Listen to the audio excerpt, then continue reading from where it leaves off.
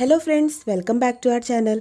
ఈరోజు మనం ఈ వీడియోలో తెలుసుకుందాం పైల్స్కి సంబంధించిన ఒక మంచి పరిష్కారం. కేవలం రెండు వస్తువుల్ని యూజ్ చేసుకుంటూ మన ఇంట్లోనే మనమే పైల్స్ని తగ్గించుకోవచ్చు. అది ఏ విధంగా ఇప్పుడు మనం వీడియోలో చూద్దాం.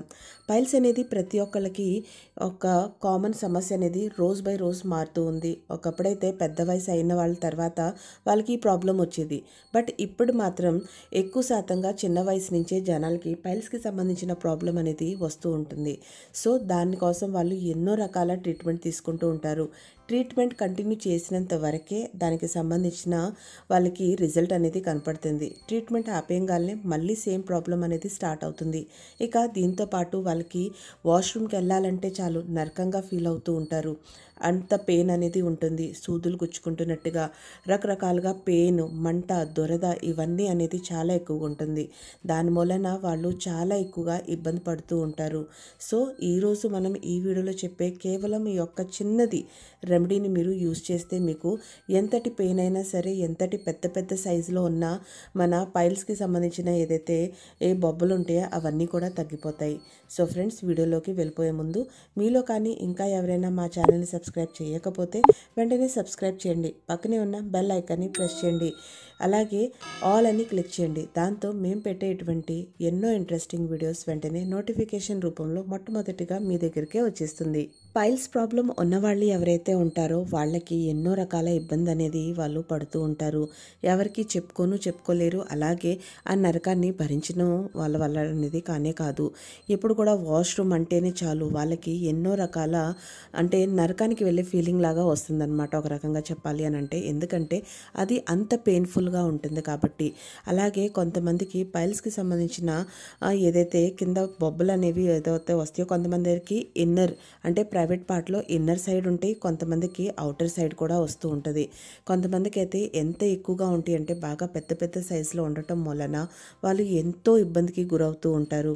అలాగే దీనికి సంబంధించిన ట్రీట్మెంట్ తీసుకున్నప్పుడు ట్రీట్మెంట్ నడిచినంతసేపు బాగానే ఉంటుంది. వన్స్ ట్రీట్మెంట్ ఆపేశారా మళ్ళీ అది రీస్టార్ట్ అనేది జరుగుతూ ఉంటుంది. దీనికోసం ఎన్నో రకాల ట్రీట్మెంట్స్ వాళ్ళు తీసుకుంటూ ఉంటారు. బట్ మళ్ళీ అలాగే సేమ్ ఇబ్బంది అనేది పడుతూ ఉంటారు. సో ఇప్పుడు మనం చెప్పే ఏదైతే ఉందో దీన్ని కేవలం మీరు అప్లై చేసుకుంటే సరిపోతుంది. అప్లై కానీ కంటిన్యూగా చేసుకోవాలి, మీకు తగ్గినంత వరకు చేసుకోవాలి. ఈ విధంగా మీరు క్రమ తప్పకుండా కానీ చేస్తే ఎంత పెద్ద పెద్ద బొబ్బలు ఉన్నా సరే మీకు ఆ ఏరియాలో చాలా సాఫ్ట్గా తయారైపోయి అవన్నీ కూడా కరిగిపోయి మంచిగా మీరు హ్యాపీ లైఫ్ని లీడ్ అనేది చేస్తారు. సో దీనికోసం మీకు కావాల్సింది కేవలం రెండు వస్తువులు. ఒకటి, దీనికోసం మీకు కావాల్సింది ఆముదం నూనె. అవునండి, క్యాస్ట్రాల్ ఆయిల్ ఏదైతే ఉందో అది తీసుకోండి. ఒకవేళ మీరు కానీ 10 గ్రామ్స్ తీసుకుంటే దానికి తగ్గట్టుగా సరి మోతాదులోనే మన పచ్చ కర్పూరం ఏదైతే ఉంటుందో, పెద్ద కర్పూరం ఉంటుందండి, మన పూజలకి వాడే ఏదైతే చిన్న కర్పూరం ఉంటుందో అది కాదు, పెద్ద కర్పూరం ఏదైతే ఉంటుందో రెండింటిని సమభాగంలో తీసుకోవాలి. ఫ్రెండ్స్, మీరు ఇక్కడ పూజా మందిరంలో వాడే ఏదైతే కర్పూరం ఉంటుందో అది అస్సలు తీసుకోకూడదు. బాగా మనకి దేశీ కర్పూరం అని చెప్పేసి వస్తుంది, నాటు కర్పూరం అని చెప్పేసి వస్తుంది, అది మాత్రమే తీసుకోవాలి. దాన్ని తీసుకొని పక్కన పెట్టుకోండి. ఇప్పుడు మీరు గ్యాస్ వెలిగించి దానిపైన ఒక బాండి పెట్టుకోండి. కాస్త మందపాటి బాండి పెట్టుకుంటే చాలా మంచిది, దాన్ని పెట్టుకోండి. ఇక దీంట్లో ఒక 10 ml మన ఆముదపు నూనె ఏదైతే ఉందో, క్యాస్టర్ ఆయిల్ ఏదైతే ఉందో దాన్ని వేసేయండి. ఇక మీడియం అంటే బాగా స్లో ఫ్లేమ్లో మీరు పెట్టుకొని ఈ నువ్వుని కాగనివ్వండి. నువ్వున బాగా పొగలొచ్చేలాగా కాసుకోవాలి. కాచిన తర్వాత గ్యాస్ ఆపేసుకోండి. ఇప్పుడు దీన్ని పొయ్యి కాడ్నుంచి, మీ ఇంట్లో కిచెన్లో ఉన్న గ్యాస్ పొయ్యి కాడ్నుంచి ఈ బాండీని కాస్త దూరంగా మీరు హాల్లో కానీ లేదంటే వేరే చోటకి తెచ్చుకొని పెట్టుకున్న తర్వాత అప్పుడు సమభాగంలో 10 ఏదైతే గ్రామ్ ఉందో అంతే మీరు కర్పూరం అనేది తీసుకొని దాంట్లో వేసేయండి. ఎందుకు స్టవ్ నుంచి దూరంగా చెప్తున్నాను అని అంటే, ఈ కర్పూరం ఎప్పుడైతే మీరు దీంట్లో వేస్తారో మీకు విపరీతమైన పొగ అనేది వచ్చేయడం అనేది స్టార్ట్ అవుతుంది. మీ ఇళ్ళంతా కర్పూరపు వాసనతో గుమాయిస్తూ ఉంటుంది.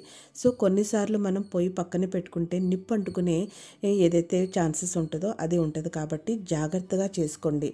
కాస్త గ్యాస్ ఆపేసి దూరంగా తెచ్చుకొని పెట్టుకొని ఈ కర్పూరం దాంట్లో వేసి దానికి అదే బాగా దాంట్లో మెల్ట్ అయిపోయి అది మంచిగా కలిసిపోయిన దాకా దాన్ని చిన్నగా స్పూన్తో తిప్పుతూ ఉండండి. మంచిగా పొగ అనేది దాంట్లోంచి వస్తూ ఉంటుంది. గాబరా అస్సలు పడకండి. ఆ రెండిటి కాంబినేషన్లో అలా పొగ వస్తుంది కాబట్టి. సో ఆ పొగ వచ్చేసిన తర్వాత అది నార్మల్ అయిపోతుంది. ఇక అది కూల్ అయిపోయిన సమయంలో దాన్ని తీసి ఒక బాటిల్లో మీరు స్టోర్ చేసి పెట్టుకోండి.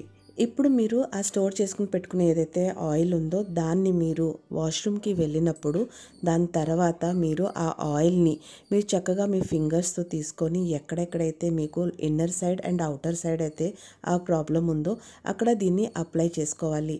ఇలా మీరు క్రమ తప్పకుండా రోజు పొద్దున సాయంత్రం కానీ అప్లై చేసుకుంటే పెద్ద పెద్దగా ఉన్న అక్కడ గడ్డలు ఏవైతే ఉంటాయో అవన్నీ కూడా కరిగిపోయి చాలా మంచి రిలీఫ్ అనేది వస్తుంది.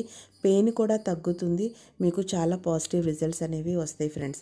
రెండోది వచ్చేసి మీరు బాగా గమనించాల్సిన విషయం ఏంటి అని అంటే ఎప్పుడు కూడా మీ ప్రైవేట్ ప్లేస్ని మీరు హాట్ వాటర్తో అసలు క్లీన్ చేయకూడదు.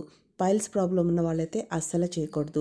ఎండాకాలంలో కూడా మన వాటర్లో ఏదైతే ట్యాంక్ ఉంటుందో అది కూడా నీళ్ళు వేడెక్కుతాయి కాబట్టి అటువంటి వేడి నీళ్ళతో కూడా కడగకూడదు. ఓకే, సో ఇలా కొన్ని జాగ్రత్తలు తీసుకుంటూ దీన్ని మార్నింగ్ ఈవినింగ్ కానీ మీరు అప్లై చేస్తే అసలు మీరే ఆశ్చర్యపోతారనమాట. అంత మంచి రిజల్ట్స్ మీకు వస్తాయి. పైల్స్ ప్రాబ్లం ఒకప్పుడు మీకు ఉన్న సంగతి కూడా మీరు మర్చిపోతారు. అంత మంచిగా మీకు రిజల్ట్ అనేది వస్తుంది. ఎక్కువ శ్రమ పడాల్సింది లేదు. ఎక్కువగా ఇంగ్రీడియంట్స్ ఏమీ లేవు. చాలా సింపుల్గా కానీ చాలా ఎఫెక్టివ్ అనమాట. సో ఫ్రెండ్స్, మీకు కానీ మా ఈ వీడియో నచ్చినట్లయితే తప్పకుండా లైక్ చేయండి, షేర్ చేయండి, కమెంట్ చేయండి. దీన్ని ఖచ్చితంగా ట్రై చేసి చూడండి. మీరే రిజల్ట్స్ అనేది చూస్తారు. ఆ వర్క్ కూడా అవుతారు. అంత బాగా రిజల్ట్ వస్తుంది.